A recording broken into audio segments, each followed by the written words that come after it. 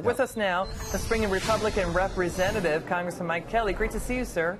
Thank you, Liz. Good to be with you. I'd like to bring up this news from Chad Pergram of Fox News that there could be a deal for $1.6 billion for border funding of the wall. What's your take on that, sir? Because, you know, from what I've heard, and I've only heard bits and pieces of it, but I think we have a president who does know how to negotiate. There's no question about that. The question is, what do you have to give up to get there? But I got to tell you, where I'm from, border security and safety is incredibly important. And I keep going back to this. Your first act upon entering the United States is to break one of her laws. That's not a good way or a path to citizenship. So we're looking at this in a lot of different ways. I mean, Nancy Pelosi says she's confident there will not be another shutdown. Will President Trump go for a smaller $1.6 billion deal? I mean, this sounds just like exactly what the Democrats were offering in the fall, and we went through a shutdown. He was asking for $5.7 billion. Chad Pergram at Fox News, sir, is saying, you know, maybe the president has other pots of money to plus up that amount to maybe maximum $2.6 billion. It's nowhere near what the president wanted. You think he'll go for it?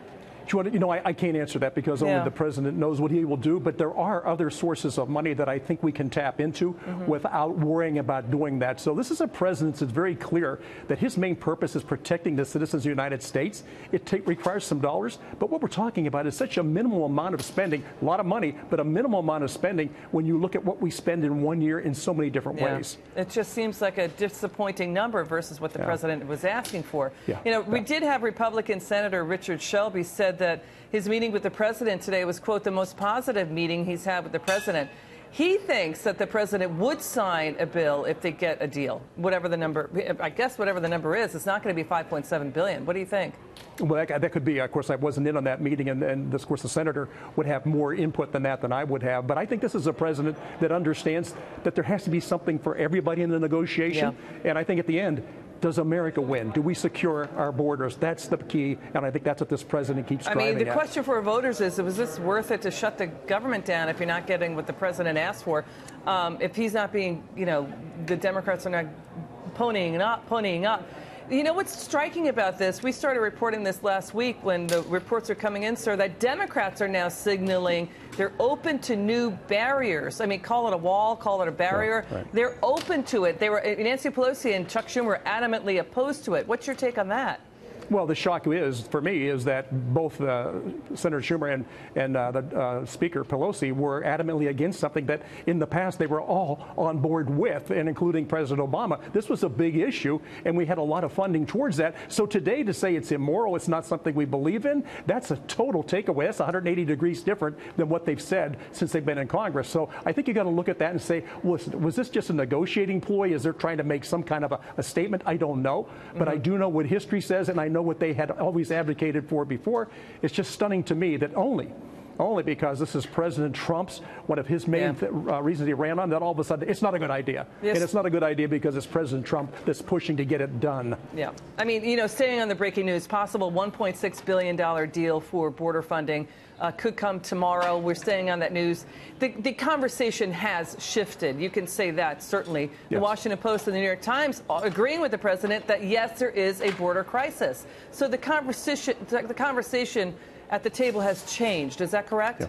It sure seems that way, and it's like, you know, we've seen this transition now where all of a sudden there's kind of, okay, I read my notes from the past, and this is something we have supported. Again, this was, I think, more than anything else, this was trying to differentiate between where the President of the United States stood in fulfilling a campaign promise and the Democrats saying, no, we're not going to let you have that. Even though it's good for the country, we don't want to talk about it. The DACA issue is something that he stepped up to, and right away, Ms. Pelosi and her Democrat friends stepped away from it because they don't want to solve that problem. This is a president that will get this problem solved. They do want to solve the problem of DACA, right? And the Democrats are saying President Trump started this by yanking DACA. The argument against that is that DACA was started by President Obama as an end run around Congress. So, you know, this is political quibbling. I think the American voter in the polls are saying stop, move on, get it done, and move on to other bigger things, right? I would agree with you. Congressman, let's switch gears. Nancy Pelosi says she thinks the public does want to see President Trump's tax returns. You were in the House Ways and Means Committee hearing, I believe. What is the story about this on getting the release of the tax returns? What did you hear today? What happened? Well, I'm the ranking member on the subcommittee on oversight, and I want to make sure people understand the Oversight Committee's job is to be the watchdogs for the American taxpayer. The issue today was we need to have the public display of the president's tax returns. If I were to say to people back in my district, and they understood this, the president's tax returns, the vice president's tax returns are under audit by the IRS, a really tough scrutiny, by the way. There's a special counsel that can look at the president's tax returns. When this issue comes down to making sure that one taxpayer's tax returns are made public, to me, it's no longer an issue that makes sense. It's a political issue.